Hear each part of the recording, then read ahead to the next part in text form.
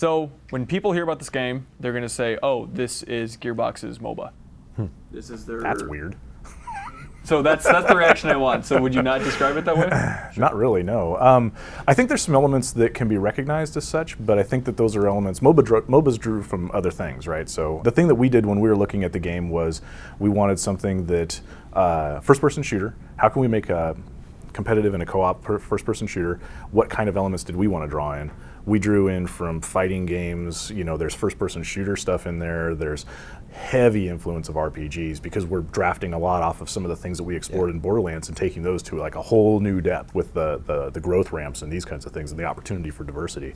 There's some elements that are in there that I think you could probably attribute to MOBAs in the sense of like objective-based gameplays and these kinds of things. The idea of NPCs in the battle with you in a competitive game, but I think that's something that a lot of people are pulling in right now. Yeah. It was interesting to take a look at some of the stuff that Titanfall was doing with the drones. I loved that, you know, because I'd be going through and just wasting on people, and at the end of a match you'd end up with, you know, you killed one pilot, killed like 80, you know, bad guys, you know, kind of thing. So we're drawing from a lot of different references and a lot of different reference points. Do you think that genres are so huge at this point that it can't help but influence the industry? Like there are, like Titanfall and even Evolve has some elements that kind of draw from that. Well, sure. I mean, look at any game that's ever done that, right? You know, World of Warcraft, I think, was the very first game to put the yellow quest exclamation point in a game. There are just some things that work and become familiar with players and gamers that are hard to ignore, you know. And I think what we love to do at Gearbox is, you know, identify some of those great things, add in a little bit of our own sauce on the top of it, and blend it all together to something that's new. Because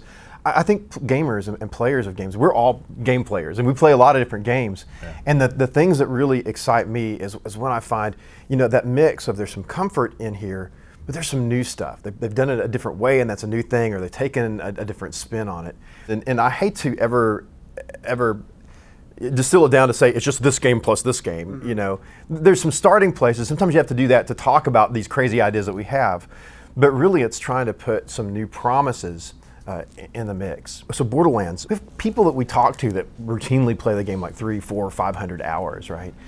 And that's amazing, and we love those fans. And for Battleborn, we wanted to kind of capitalize on that and say, man, that's cool. How can we provide almost a platform of experiences with the game that people keep coming back? You know, Borderlands, it was the loot that draw you in. It was the character growth. It was getting to play around with those fundamentals of design and how do you mix things up. We have, you know, the individual character growth. We have a longer kind of player growth, things you'll collect and you'll unlock and you'll experience over time. And then we want to have a lot of different gameplay experiences. And the cool thing about having characters that have a lot of different abilities and a lot of different means, but fall back to that comfortable first-person shooter movement and aiming and use scheme that we love, is we can do a lot of different game modes. We prototyped a bunch. You played one, we call it the incursion mode, where you fight you know, another team and trying to destroy their base. So it's fair to say that the mode you're kind of getting out of the gate with is the most MOBA-like mode. Yeah, that's I would very, think so. Very fair to say. Yeah, because it has that tug of war, you know, concept to it, which is fun. It's really, really awesome. It's just, yeah, that's the first. It kind of lends itself to that perception. But even that has gone through, you know, there are a lot of things that pull us out of the whole concept of MOBA of, I've got a fixed tower that I'm taking, you know, that didn't work. That's kind of in a shooter game, your expectations of second-to-second action are a lot harder. So we had to, so we crafted the spider sentries, and we had to have shields to them, and we had to change the way the minion behaviors work, and we had to spread out the map, and we had to add verticality, and we had to do all those things that are kind of, you know, as we got in playing, you realize that these are exciting parts of shooter gameplay, and you have to be sure that those are all represented. And then, you know, different ways to take out the base. You know, shooting a static object with a gun is really about the most boring thing you could ever do. So we have to find ways to change that up and to make it tactically relevant and to add a character role relevancy to all of that. So we've already, I think, even in what you're seeing right now, we've deviated quite a bit, but you're going to see modes that are really, really different than that. Are you guys League of Legends fans, though? Well, this is cool, and this is speaks to Gearbox. I've played quite a bit. He's played a few. Yeah. You know, I played a little bit of League, and it just didn't do anything for me. The pacing was such that I didn't really care for it that much. I like action games a lot. I played a bit of Smite, and I thought that was pretty fun because it had more of those action elements in it. As far as MOBAs go, you know, I really thrive on action and fast action games, you know, and that's something we're bringing into the game that we're making right now, Battleborn. So that's a key element, you know, that very much differentiates us from a lot of the MOBA games that are out there, because it's a more deliberate tactical thing. It's definitely a big melting pot of, you know, we just want to make cool stuff, you know, kind of thing. Are all the maps going to be kind of single lanes? Are you going to have multiple lanes at a certain point just for easy communication? I think we're going to shock and surprise you with what we're going to do with the maps. You're going to see maps that will certainly not be as linear. You're going to see objective points spread out more. You're going to see completely different mode and gameplay types, you know, as we spread out. So no, we're not fixed to that at all. There's some neat things that you can do with that. There's some neat ways to play with that. That's you know, just like, you know, you think of tower defense, think of capture the flag. There's some neat things that MOBA have added to like the competitive genre overall, in terms of it's neat sometimes to take a fixed defense with support troops. That's really cool. You know, that's now another tool in our FPS game maker's box of things we can use. And so we certainly played with that, and we've got some of that, but we want to go a lot further with that. When you're saying things like lanes, it makes me think that there's this perception, once again, of the kind of it's got MOBA aspects of it. And I think that there's some things we're doing with the sort of tug-of-war gameplay of the mode that you guys are playing right now that lend itself to that perception. But man, yeah, it is a toolbox. You know, we've got NPCs within a competitive environment that we can use in so many different ways, and we've got this really great stable, the Battle Barn, if you will, of Battleborn that you can use to to play the game.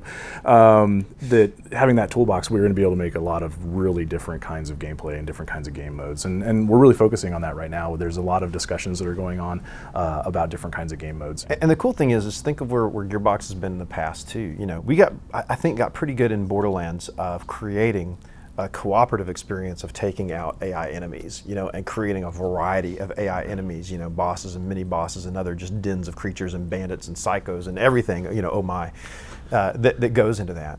So imagine us, you know, expanding on some of the ideas that you see that are running around the industry right now, and taking that touch where we've been and combining it with the things you see there, and then blending that all together. I think there's some really cool discoveries for the world at large coming up from what we're cooking here. Can you say anything about the campaign? How it's structured? I mean, is it always going to be awesome? Are there going to be like minions throughout every level in the campaign? Is it going to be a more open world? I really have no frame of reference for what this is.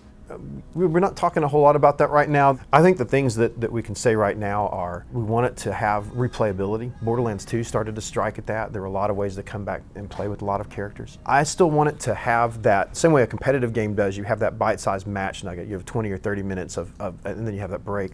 I want our campaign game to have that kind of meta pacing to it as well, right? Where you match up with your friends, you play, you know, a mission, you play a world, and then you take a break and you come back to it. I'm not taking a long break. I'm just, you know, you have a breath. There's a moment that you win something. You have that moment of and in RPGs, it's the go back to town moment, right? It's we finish a couple of quests, we go back to town, we sell our stuff, we get all of that, and we want the same type of pacing in that campaign play. Even using the word minions, you know, we've kind of embraced the minions for some aspects of gameplay, but cooperative campaign, I want a lot of different enemies presented to you, and I think we've got a department here. It's one thing that we got really good at with Borderlands 2, making a diversity of enemies and different types and different gameplay behaviors and all of that really quickly. So we want to do the same thing with Battleborn.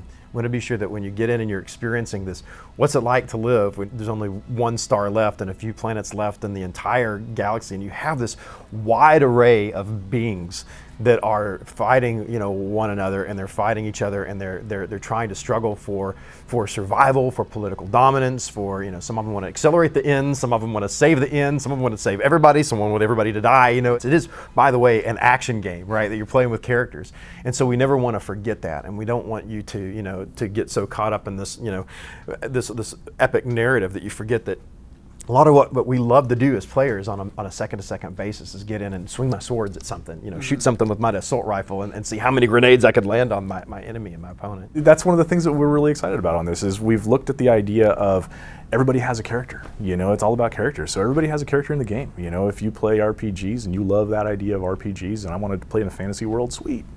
Come grab that guy, that character, or those 3, 5, 10, 20 characters are going to be your character. Go have fun. You know, if I'm a dude bro shooter guy, I got dude bro shooter guys. You know, those are awesome and they're fun to play. You know, it's you know, I like fighting games, whatever. You know, there's a role for everybody to come in and enjoy the game. You know, we're really kind of creating a game as a hobby in many ways, and we want people to engage with us in that hobby. And I'm really excited. I mean, we're setting up as a development team and as a company to really again, taking what we did with Borderlands 2 with a lot of great DLCs and explode that.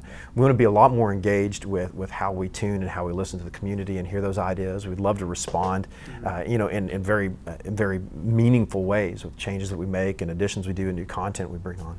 But we would really like to have a long-term relationship with the community and sharing the hobby with them. So we're excited. I'm excited to get gamers with us and let's explore where this bold new universe takes us.